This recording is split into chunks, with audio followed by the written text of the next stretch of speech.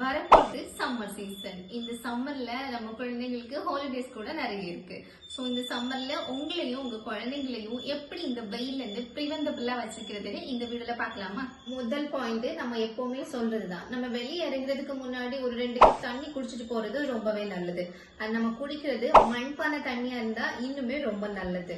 நம்ம குடிக்கிற தண்ணியில லெமன் பீசஸ், சப்ஜா சீட்ஸ், புதினா லீஃப் இந்த மாதிரி ஏதாச்சும் போட்டு வைக்கிறது அந்த தண்ணிக்கு ரொம்பவே குளிர்ச்சியா, இந்த வெயில் காலத்துல நமக்கு ரொம்ப டீடாக்சிஃபைங்கா கூட இருக்கும். இந்த வெயில நம்ம டேன் ஆக கூடாதுன்னா வெளியே போகும்போது கண்டிப்பா சன்ஸ்கிரீன் யூஸ் பண்ணுங்க. அண்ட் பைக் ஓட்டுறவங்க ஹெல்மெட், கைக்கு கூட கிளவுசஸ் யூஸ் பண்றது நல்லது. வீக்லி ட்வைஸ் கண்டிப்பா தலைக்கு ஆயில் வச்சு குளிச்சிடுங்க. தென் எங்கேயாச்சும் வெளியே போயிட்டு வந்து கூட கோல்டு ஷவர் எடுத்துக்கிறது ரொம்ப நல்லது.